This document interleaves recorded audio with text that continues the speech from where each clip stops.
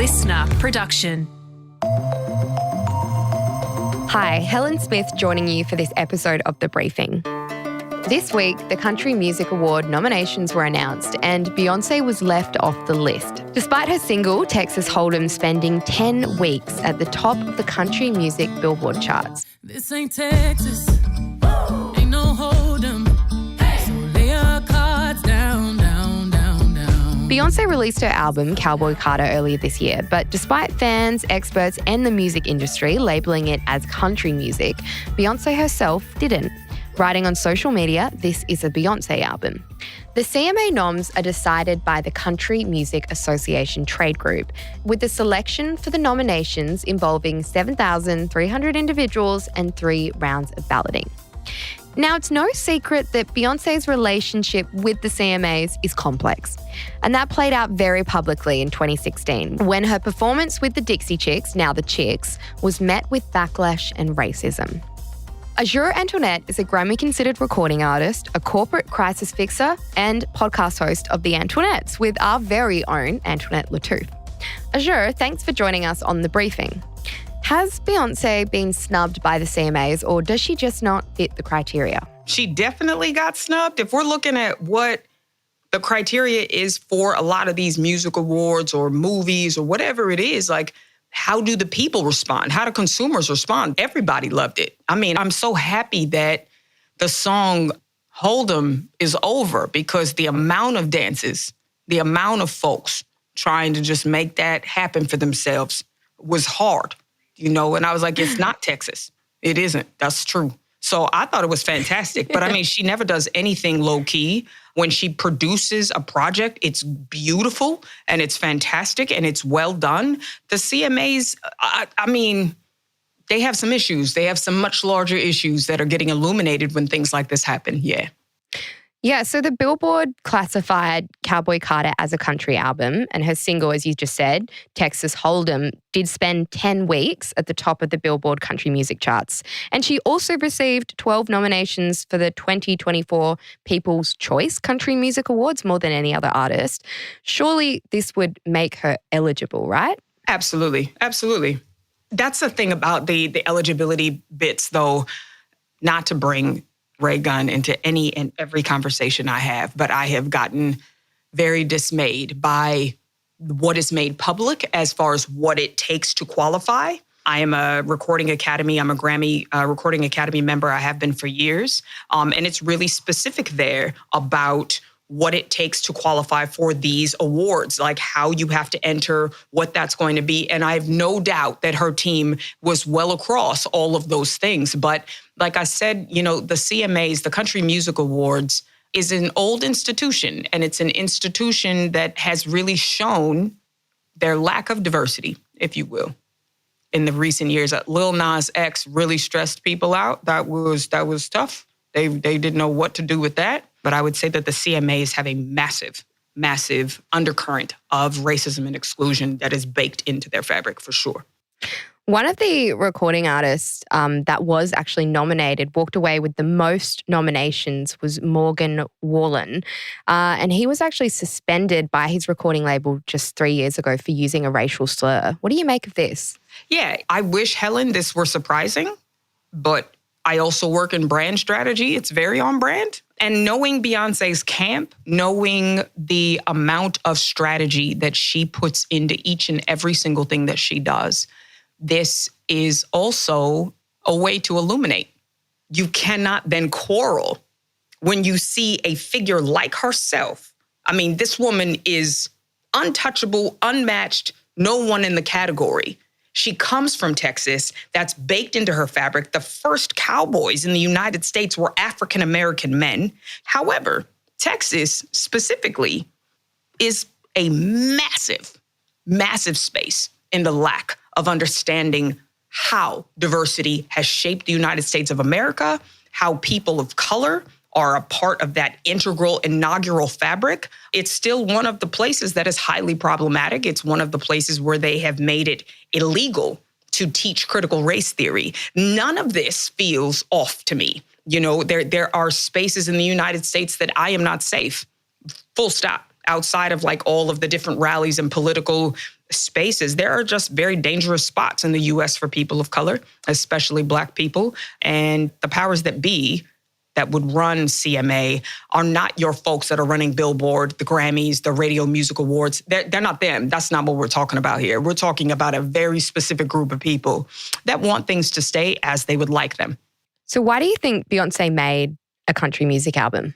Well, I mean, I think she is the kind of performer and the kind of artist that is not only always pushing herself, but refuses to capitulate to a society that says that they get to dictate how we see her. When Lemonade came out and she dropped an album literally in the middle of the night with a full visual component, like that's just what she does. She says, this is how we're gonna do it. This is how we're gonna do it, you know? And Lemonade, it set a completely new tone of how musicians were, I mean, you're gonna go on tour, y'all better come with it. If you're gonna drop a project, you better really, really think about the mastermind of that project. So she's constantly leveling up. But again, this isn't her makeup. This isn't where she comes from. This was a tribute to a lot of her lineage as well. She is not only African-American and very proud of that tradition, she is also proud of this Western space that she is from, that she knows and calls home. And so she is allowed to do whatever she wants and allowed to switch it up. And she's allowed to cross genre. She's allowed to cross those spaces without any issue. When Taylor Swift did Reputation, that was heavily influenced by R&B. Heavily influenced by hip hop, right from the choreography to all of her backup dancers to that whole tour. Nobody was upset. Nobody said anything. It is very much, I believe, and I haven't spoken to her or her camp, but like she's trying to make a point, and it was made. She did it. Beyonce herself has denied Cowboy Carter is a country album, saying this is a Beyonce album on social media when the album was released, even though fans and experts have framed it as one. Do you think it's a country music album? And why did she say that this is a Beyonce album? Exactly to my point. She was like, you're not going to tell me where I fit. I fit where I fit. Genres remind me of how much we have over-siloed diversity, equity, and inclusion. Like, I'm just not sure how many more boxes. I just don't know how much longer the documents can get. It's ridiculous. Like, it's music. She is one of the most, if not the most celebrated and decorated Black female. And I say Black female because I know Taylor Swift's numbers are incredible. You know what I'm saying? Like, but she is a decorated and respected and talented artist. When you're talking about people that just transcend, you're talking about Adele, you're talking about Taylor Swift, you're talking about Michael Jackson, you're talking about Beyonce. Like we're talking about people that are founded in the fabric of creating legacy when it comes to music. So if she wants to go ahead and drop Cowboy Carter, it is her music. It is how she would do it. There is not something that says, well, that's what makes this country. And there's nothing to say that it isn't hitting the public. It's hitting the public. And when you think about the awards, well, then again, that brings us back to the criteria space and the judges and how those votes are done. You know, like who keeps making up these arbitrary rules that says you can come in this room, but you can't. You can get this award, but you can't. Like there's so much of this going on all over the place. And I don't believe that they make it very clear as to who gets the accolades and who doesn't. But country music itself, the CMAs themselves, have a much, much larger issue. And I don't think that they're hiding it. They are very, very blatant about what they celebrate. And when anything steps out of line there, they don't like that. They don't like that. Yeah, going back to the CMAs, in 2016, Beyonce performed alongside the Dixie Chicks, or the Chicks, and their performance was faced with a lot of criticism and racism. What do you think of that performance? And do you think that ties in with her maybe not one of the reasons why she's not nominated? 180,000%. And what I love about this is when they hire someone like myself or another cool ally agency to draft up a neat statement that says absolutely nothing and is the entire contrary of what they stand for and what they openly stand for. Like the Chicks, they made a strong stance against W. And, George W. Bush is beloved by probably some of those folks that keep the CMA going. But, we can't step out of line. No. They don't like to be challenged. You did mention before this criteria of how awards be selected, and lots of artists have been excluded from award nominations before, but this isn't the first time Beyonce's been overlooked. Adele and famously Kanye West have spoken about this in the past. Why do you think this keeps happening to Beyonce? Let me put it this way. The industry, the music industry, multimedia, from an American standpoint, is not interested in things that they cannot then control. The end. Any artist that is like, I'm not going to do that. And the bigger they get, the harder time they have trying to get them back into line. They don't like it. And so she did what a lot of other artists have done in a smaller form. She was like, well, I don't really like the politics of how Spotify does payments and royalty payments out. And I also may not be 100% on board with Apple Music. So I'm just going to make Tidal.